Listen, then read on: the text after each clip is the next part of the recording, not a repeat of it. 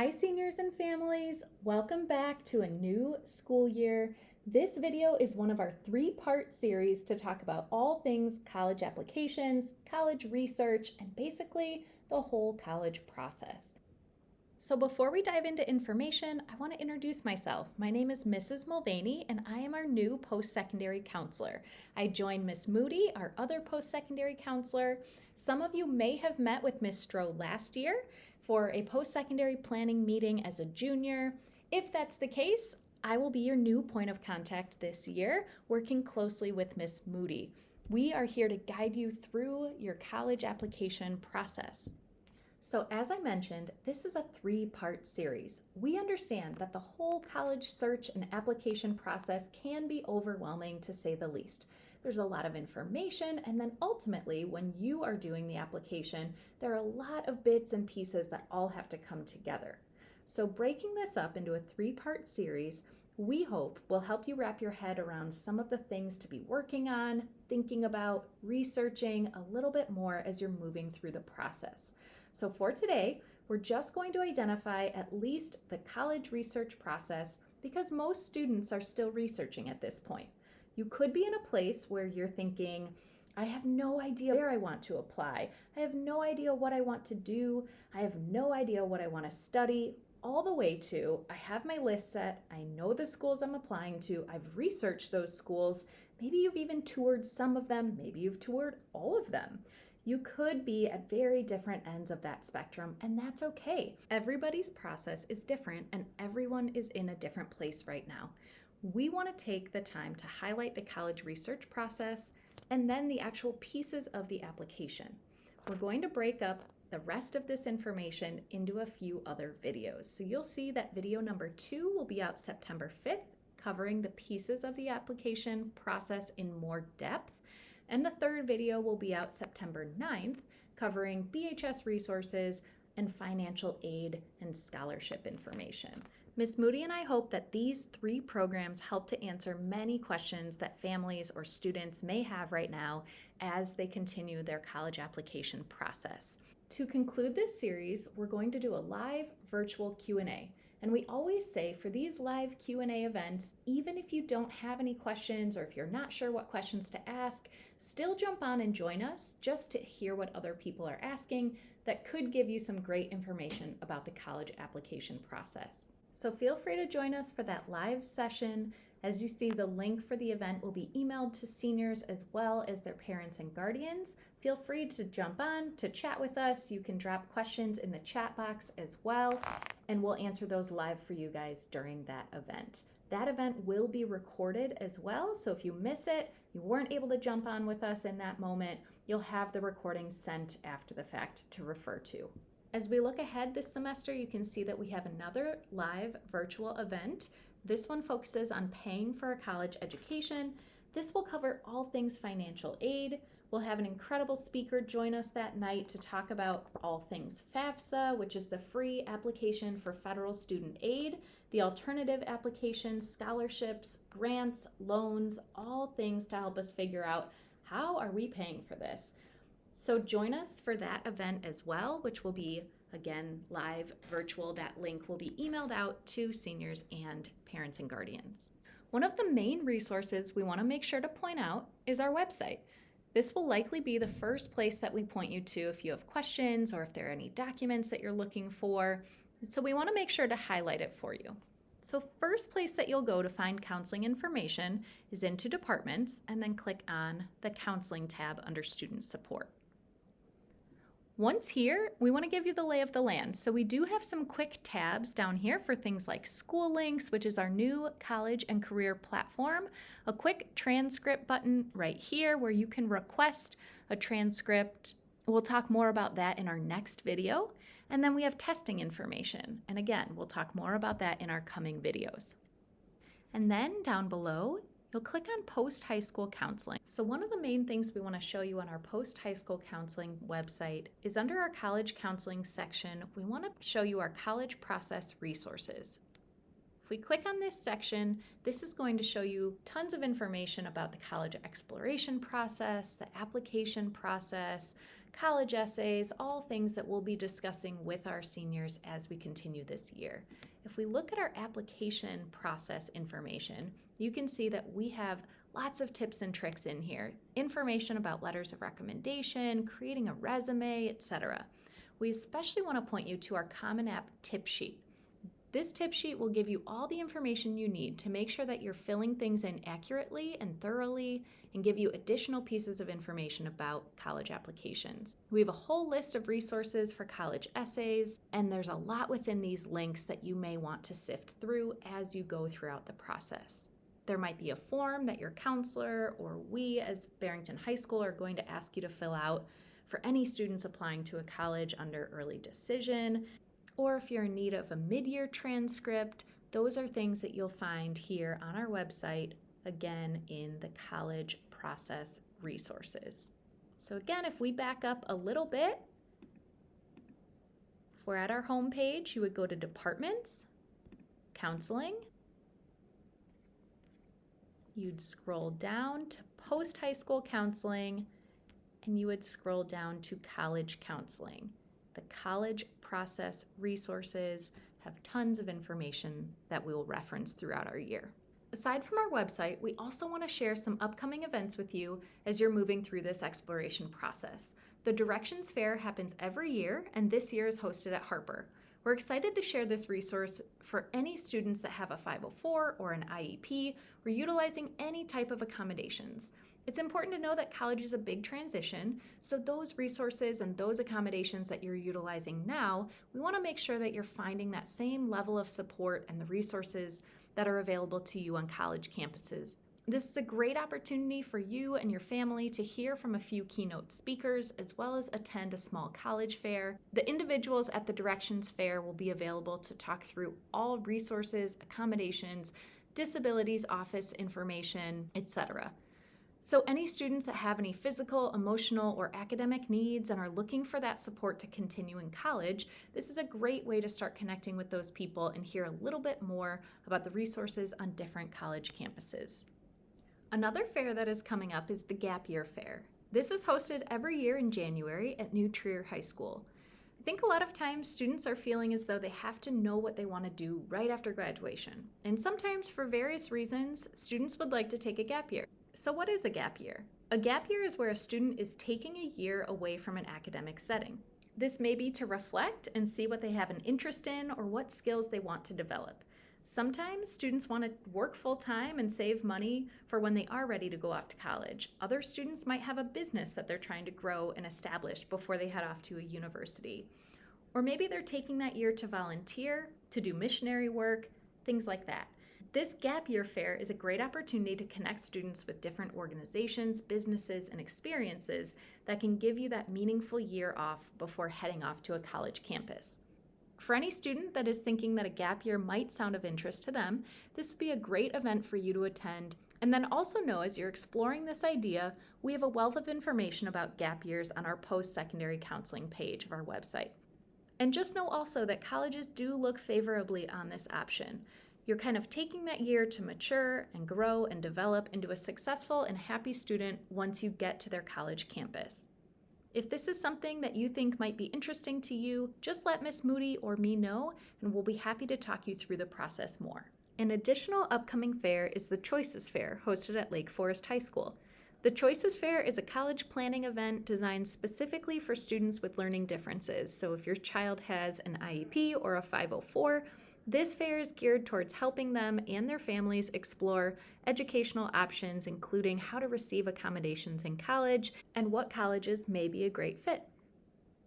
Another resource we wanted to share is some NCAA information. Ideally, as a senior, this should already be on your radar if you're looking to pursue Division I or Division II athletics, because playing in college is quite the process. There's an eligibility process, there's a recruiting process, so please keep your counselor, coach, and me in the loop if you have any questions. One of the resources that I highlighted within our high school counseling page is SchoolLinks. This is our new college and career platform that we are working with this year. Within School Links, our students can access different research features, data points, and inventory opportunities to explore what their interests are for life after high school. Students can search a school by name, find out all the information that they're looking for, whether it's size, location, cost of attendance, etc. There are virtual tours on School Links, plenty of pictures, lots of data points for students to learn more about a school. School Links also has contact information, so students can contact the college admission counselor at that particular college and university if they want to gather more information. So all of that will be listed in the college side of School Links. And then within the Careers tab on School Links, there's plenty of inventories for students to learn more about their strengths, their areas of interest, and how that can translate into a career or area of study. Much more to come on School Links this year. We're so excited that college rep visits are kicking off again this fall. We always have about 200 college reps come through our doors to meet and chat with you guys.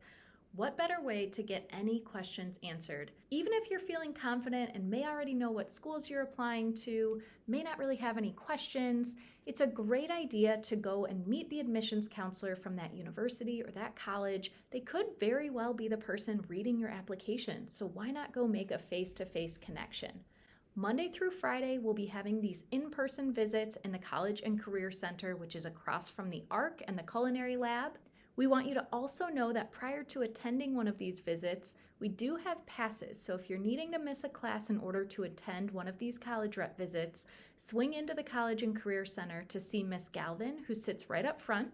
She'll get you a yellow pass, and we'd like you to come and pick that up a few days prior to the visit. Have your teacher sign that pass if you're going to have to miss a class, see if it's okay with that teacher, and then bring that yellow pass back the day of the visit. While we'll have in-person visits on Fridays, we're also giving colleges the option to virtually meet with you guys via Zoom on Fridays. This way, colleges all over the country and the world have an opportunity to meet with our Barrington students. So here you can see our college rep visit schedule. We have this posted on our website, and Miss Galvin is posting updates on Schoology, often for you guys to be able to review who's coming weekly, if there are any additions to that calendar or any changes. So be sure to check our BHS website under that counseling tab, or keep an eye on Schoology updates to see who's coming to visit BHS. Some of you may have done some college visits over the summer or in months past, but just know that you can still go to some schools to tour. You're going to be living and learning there for 4 years, so you want to see what the campus is like, what the students are doing, see the community around the campus, understand what resources are available on campus, and just get your feet on the ground there on that college campus to get a better understanding of if it's the right fit for you. We don't expect you to be flying coast to coast and visiting every school on your list, but if you're able to visit any of the schools that you're interested in, it's a great way to better understand what you may feel like is the best fit for you and your family. Visiting a school is a great way to hear from admissions counselors or to register for a tour or hear from students on campus sharing their experiences. College websites typically have information regarding campus visits very visible on their website. So between our college reps that are visiting BHS or your family's college visits, it's our hope that you're able to do some of this research throughout the planning process. We're also excited to share that Harper is going to be coming periodically throughout the year to review what Harper has to offer with their incredible programming, what the transfer process is like after your first 2 years at Harper, transferring to a 4-year school, their certificate and apprenticeship programs, etc. So I would say if you're interested in attending Harper, or even if you're considering summer school classes, maybe you head off to a 4-year school after graduation, but you're interested in doing some work at Harper in the summers, still come to one of these Harper sessions because we can get your application done with Harper for free. We can get things going for you in their system so that when you do start to register for classes, you're all set and ready to go with Harper. I know some of you are in our Harper Promise program, so if you have any questions about Harper Promise, Miss Galvin is the go-to for all things Harper Promise. If you have any questions about the process, her email's on the screen. So now Miss Moody is going to take it away with all things college applications. So here she is. Hi, seniors and families. I'm Kate Moody. I'm the other post-secondary counselor here at Barrington. I'm going to cover some general information about the application process for the rest of this video, but before I get into that, I wanted to let you know that we're here to help. Many of you as juniors may have met with Mrs. Stroh or me for a post-secondary counselor meeting, but if you haven't, it's absolutely not too late. Please contact Mrs. Mulvaney, me, or Mrs. Priola, our administrative assistant, and we'll be happy to get a meeting scheduled. We want to make sure that you know that these meetings need to take place during your open period. And if you have 8 straight, that's okay, we'll work something out. These meetings are a good opportunity to answer any questions about your application process if you've already gotten started, or if you haven't gotten started, we can help you get going. We can also make sure you've got a well-balanced list of schools. I'm going to talk a little bit more about building your list and what it should be comprised of in another slide. If you don't have schools in mind, that's okay. We can help you with that as well. For those of you who maybe have met with us, or maybe not and just have some basic application questions, we are also going to have application workshops. They'll take place on the dates you can see here on the slide. So come during your open period, bring your lunch, bring a friend. You can work on applications, ask questions, get started on your applications, whatever we can do to help. So important. I know you guys don't really use email very often, but it is the way we as post-secondary counselors and your counselors communicate with you. So it's important for you to check your school, your BSD email like every day. Just make it a daily routine. It's where we're going to send you important college application information and other important updates. However, having said that, we also want you to have a personal email account for college applications because your BSD email will be deactivated probably June or July after you graduate. So you want to use an email account that's going to be around after that time for your college apps.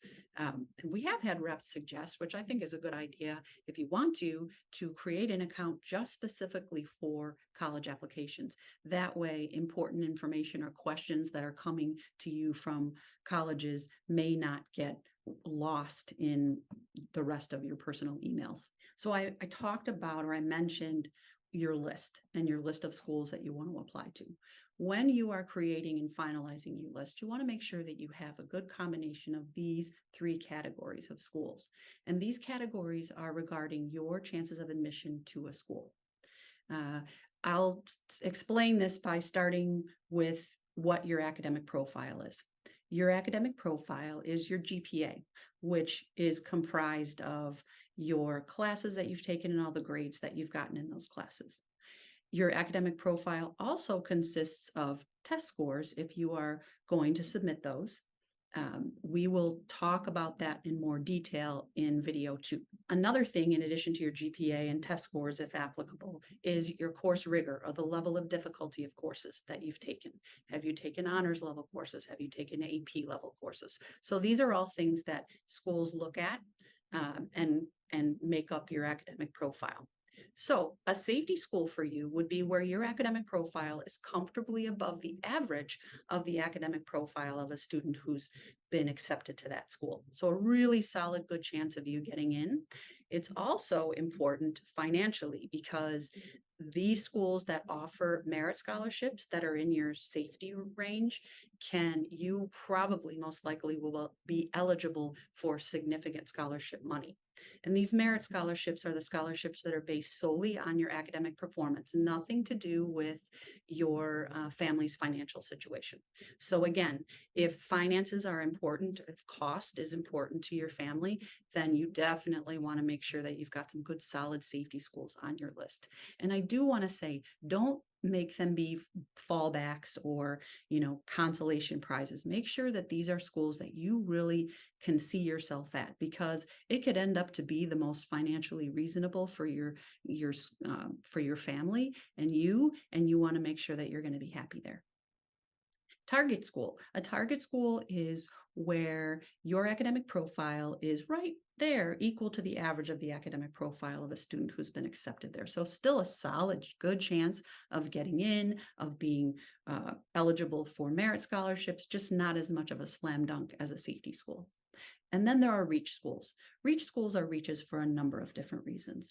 One may be that your academic profile is falling below the average or even maybe below the minimum in some respects of that academic profile of a student who typically gets accepted to that school.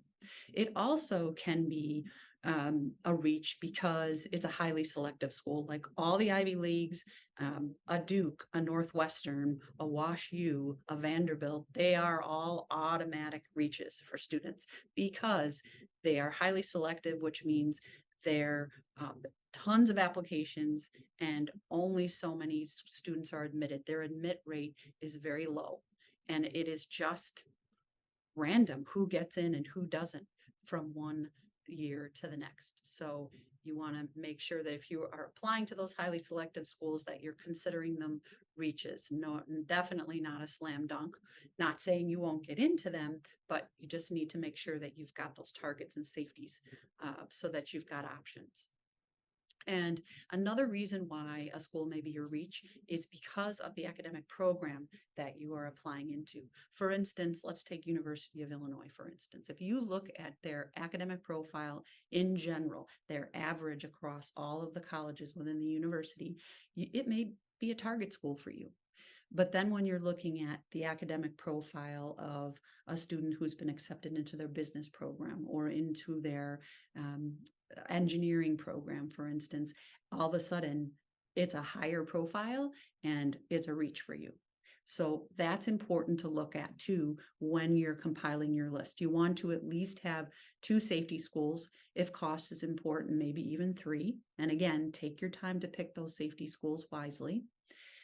So 2 to 3 safety schools, 2 to 3 target schools, and then some reaches if you end up with reaches. So we think about 6 to 8 schools is a pretty reasonable amount of schools for you to apply to. We just want to make sure that you've got those options open and that you're not applying to all reach schools.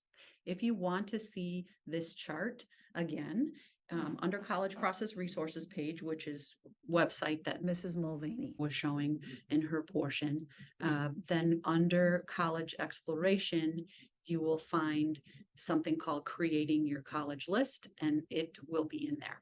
When you are filling out an application, you will be asked to share the classes that you are taking your senior year. You want to make sure that you are listing those classes exactly as they appear on your transcript. You will be given an unofficial copy of your transcript when you meet one-on-one with your counselor for your senior kind of checkout or making sure that everything is good.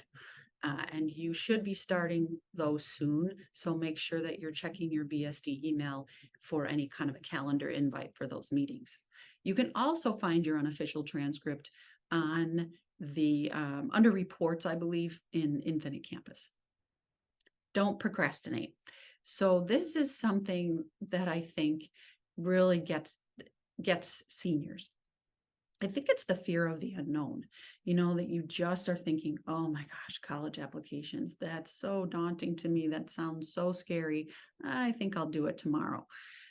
But I can promise you that if you get started on them and ask your friends who have started them, it's not as scary as it seems. Yes, it's time consuming. Yes, it's important that you take the time to accurately answer all of the questions and report everything that they want you to, but it's not rocket science.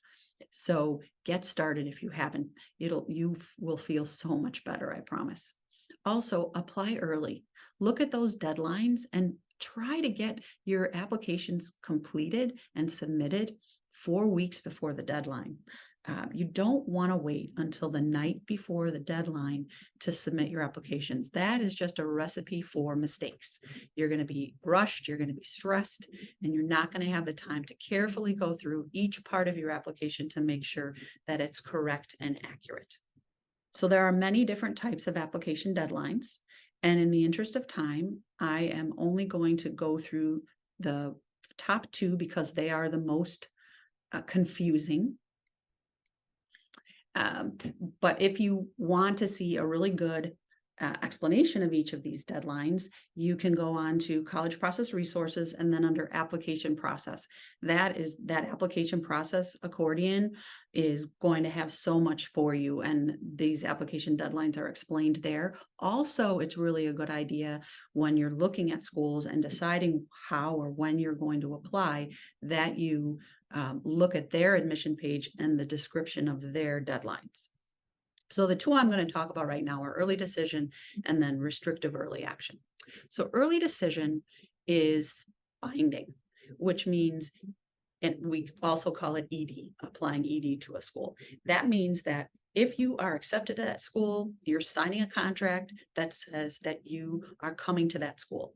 You're saying, I have done my homework and I know enough about you that you are my number one, my one true love. And if you accept me, I'm going to break up with all of my other schools, meaning I'm going to let them know that I'm pulling my application because I am going to my early decision school. So obviously a very important decision to talk about with your family, your counselor, one of us as your post-secondary counselors, to decide, is this the route that you want to go? Again, you want to make sure that you love this school and that it's checking all of your boxes and that you will have no regrets in saying, yes, I'm coming to you and pulling your other applications. There are contracts that you'll sign, both if you apply via the Common App, which we'll talk about in a few minutes. You will need to sign a Common App. Your parents will sign that contract, and then you will also sign a contract at Barrington High School with your counselor. This is all to make sure that you understand that you are promising to go to this school if you are accepted. Okay, single choice early action or restrictive early action, which is referred to as REA. So Yale, for instance, has single choice early action.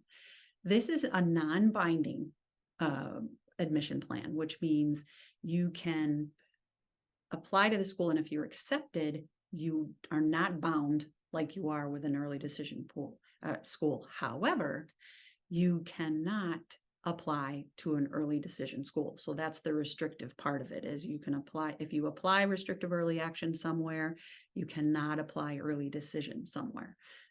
Yale, each school has other restrictions, so you need to carefully read their website to make sure you understand what those restrictions are. For instance, Yale, one of their restrictions is you can't apply early action to any other private institution.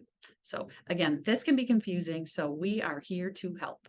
And all of the schools' admission pages will have a great explanation of these admission plans. All right, two basic types of applications on how you're going to apply to a school. There's the Common App or school-specific application. The school-specific application, exactly what it sounds like. It's not on the Common App, it's their school's own application. So the Common App is an application that over 900 schools use at this point. So it's really highly likely that you're using the Common App, or you will be using the Common App to apply to schools.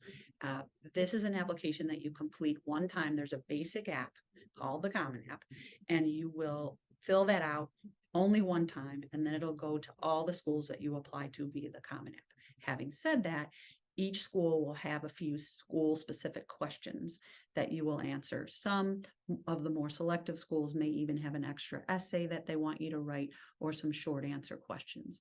So, but the nice thing is that basic application with the activity section, basic information about you, and the Common App essay is only done one time.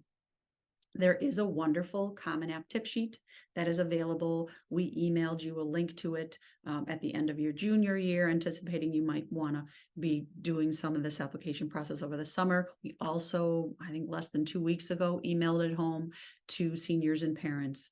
And it also, I mentioned before, that application process accordion on the College Process Resources page will have the Common App tip sheet there as well. It's a wonderful resource. We've gone through each section of the Common App and answered frequently asked questions and put in Barrington High School specific information that you'll be asked. So use that tip sheet.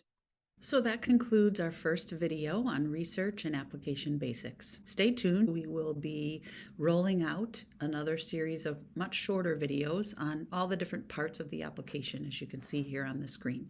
So thanks so much for watching, and watch your email for links to our next series.